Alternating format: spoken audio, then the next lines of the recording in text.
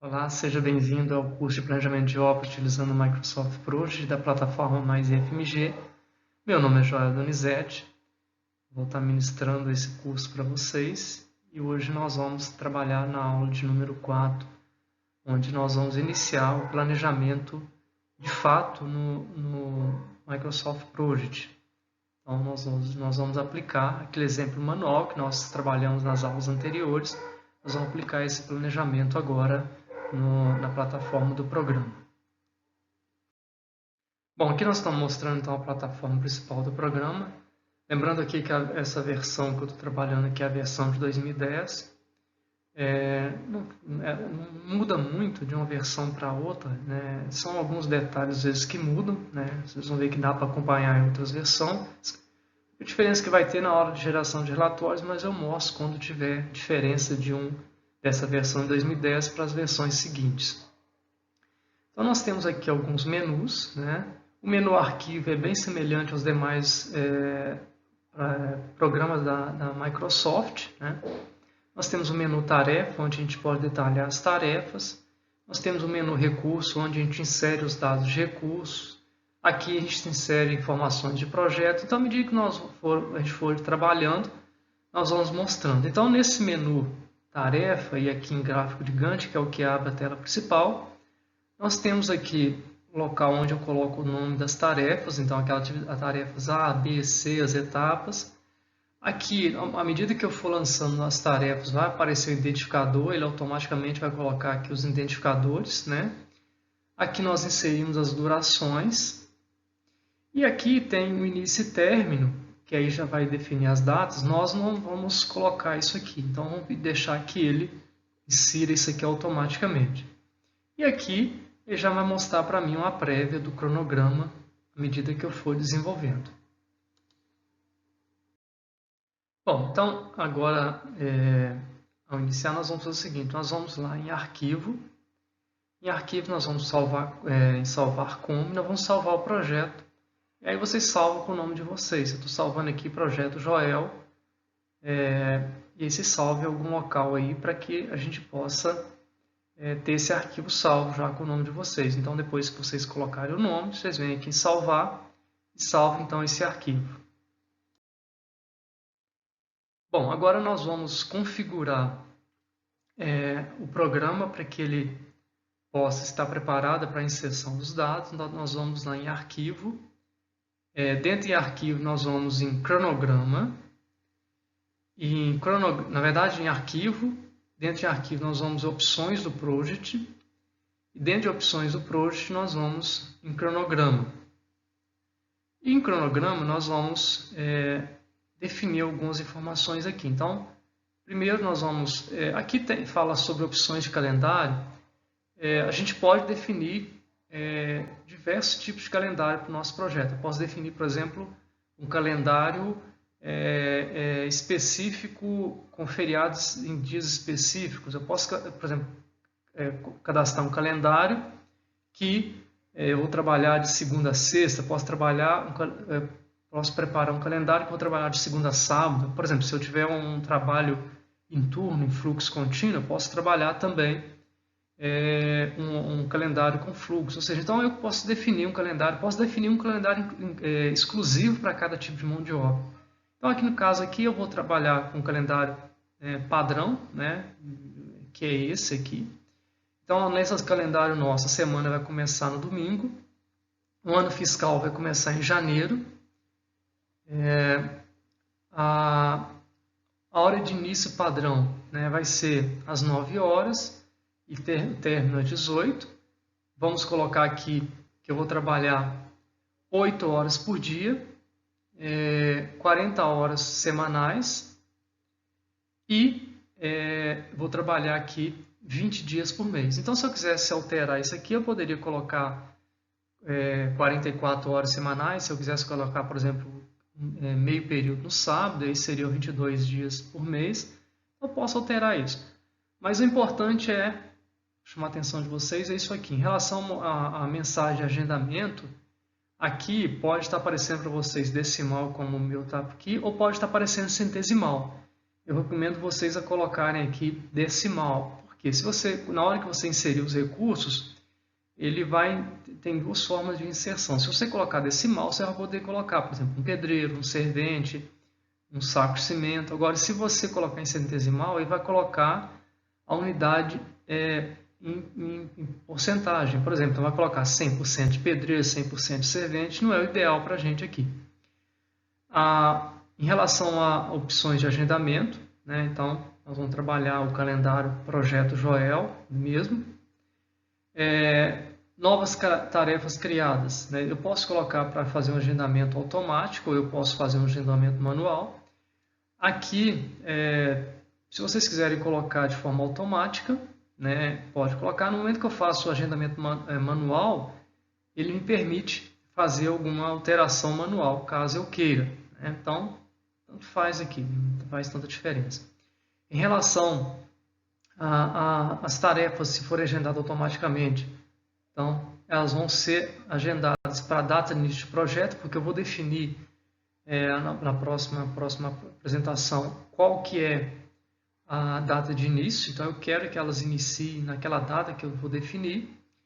A duração vai ser inserida em dias, né? E aí é importante, você pode inserir aqui em horas, você pode inserir com outras unidades. Então, nós vamos inserir em dias. O trabalho vai ser inserido em horas, igual eu falei com vocês lá em aulas anteriores, né? Ele considera horas de trabalho, então aqui não faz diferença porque eu tenho uma proporção entre a quantidade de trabalho e a hora trabalhada. O tipo de tarefa, e aí isso aqui também é importantíssimo, né? A gente tem que trabalhar com uma dessas unidades aqui com fixas. Por quê? Ele trabalha com a seguinte relação. Eu tenho lá a quantidade, vamos imaginar, por exemplo, eu tenho lá 10 metros quadrados de alvenaria para fazer, 2 pedreiros, imaginando que esses pedreiros conseguem fazer 5 metros quadrados por dia. Então, ou seja, algum desses itens tem que ser fixo. Ou a quantidade de trabalho é fixa, ou a quantidade de mão de obra que eu tenho é fixa, ou a produtividade dele é fixa. Alguma coisa vai ter que ser fixa. Por quê? Se eu aumento o trabalho, na verdade, a duração tem que ser fixa. Ou seja, se eu aumento a quantidade de trabalho, automaticamente aumenta a duração. Ou então, para manter a duração, tem que aumentar a quantidade de mão de obra, né? Então, um dos três vai ter que ser fixo. Ou eu não mudo nunca a quantidade de trabalho, e aí o que vai acontecer? Se eu aumentar a mão de obra, a duração diminui. Se eu diminuir a mão de obra, elas seriam inversamente proporcionais. Se eu diminuir a mão de obra, a duração aumenta, né? Agora, então, se eu colocar aqui, por exemplo, que as unidades são fixas, então significa que eu nunca vou mudar a quantidade de mão de obra. Então, se a duração aumentou, porque o trabalho aumentou, né? Se a duração diminuiu, porque o trabalho diminuiu. Ele entende assim. Se eu colocar a duração fixa, ele não vai mudar a duração de forma nenhuma. Então, se a quantidade de mão de obra aumentar, ele está entendendo que o trabalho, a quantidade de serviço aumentou. Então, na construção civil, normalmente, se você fez um projeto bem feito, fez um levantamento bem feito, o que é fixo é o trabalho, a quantidade de serviço. Ou seja, não vai mudar a quantidade de serviço, né, que vai ser feito. Agora, mão de obra você pode aumentar, por exemplo, se a duração, por exemplo, você está executando lá e está vendo, por exemplo, que o prazo vai atrasar, né, você pode aumentar a mão de obra para reduzir o prazo, né? Você pode querer refazer o cronograma, aumentar, mudar o prazo. Então, o que não é fixo é o trabalho. Na verdade, o que é fixo é o trabalho. Então, as unidades e a duração não são fixas. Então, nós vamos colocar aqui o trabalho como fixo. E aí, feito isso, a gente pode manter, então, salvar essas alterações, né, para que o programa entenda. Bom, agora nós vamos em projeto, aqui no menu projeto, e nós vamos colocar as informações aqui em relação ao início do projeto. Então, aqui, na época que eu trabalhei isso aqui, eu coloquei a data de início numa segunda-feira, né, dia 1º de janeiro de 2018, né? Então, se vocês quiserem trabalhar com essa data, é só vocês colocarem aqui essa data inicial. Se vocês quiserem trabalhar com a data mais recente, vocês podem colocar. Só recomendo que seja na segunda-feira para que vocês possam acompanhar conforme eu estou trabalhando aqui. Então, nós vamos colocar aqui apenas a data de início do projeto, né? Então, vamos deixar o restante do jeito que está aqui. Nós não vamos mexer aqui. E aqui está mantendo com aquela questão do agendar a data de início do projeto. E aí eu vou clicar em OK e salvar essas alterações. Bom, pessoal, agora nós já estamos com o programa configurado, né? Configuramos o cronograma, configuramos também o projeto, né? A data de início. Nós podemos, então, preparar agora para inserir os recursos. Então, para inserir os recursos, só para a gente relembrar, naquele exemplo que nós trabalhamos, os recursos que a gente tinha era mão de obra, né? Então, seria o oficial e o ajudante de mão de obra. E o recurso de materiais, a gente tinha cimento, areia e brita. Então, nós vamos ter que inserir o nome dos recursos e inserir também o custo de cada um deles. Então, cimento, e areia e brita, nós vamos manter as unidades que está aqui, mas o oficial e o ajudante, nós vamos ter que inserir lá o custo por hora, tá? Então, como nós definimos que eu vou trabalhar 8 horas por dia, eu vou ter que definir o custo por hora. Então, se eu pegar aqui e considerar o dia com 8 horas, se eu dividir 200 por 8, eu vou chegar no valor de 125 para o oficial. Bom, então, nós vamos começar a inserir os recursos aqui. Nós vamos lá em tarefa, gráfico de Gantt. Em gráfico de Gantt, nós vamos lá em planilha de recursos. Em planilha de recursos, aparece essa tela aqui. Então, aqui nós vamos começar a inserir. Eu vou colocar o nome do recurso, no caso aqui o oficial. E quando aparece o tipo aqui, a gente vai falar que tipo de recurso que é, se é um trabalho, se é material, se é um custo. O trabalho, qual a diferença entre eles? Quando você coloca trabalho, ele influencia na duração. Por exemplo, se eu coloco trabalho aqui, no momento que eu coloco, por exemplo, aqui que eu vou ter, na hora que eu for lançar esse recurso, eu vou falar que tem 2 unidades, se eu alterar a quantidade de recurso, ele altera a duração. Então, ou seja, ele influencia a duração. Ele tem aquela relação direta com a duração. Se eu colocar aqui a material, ele não vai ter relação nenhuma com duração. Então, eu posso aumentar ou diminuir à vontade, que não vai ter problema nenhum. E eu posso também colocar como um custo, tá?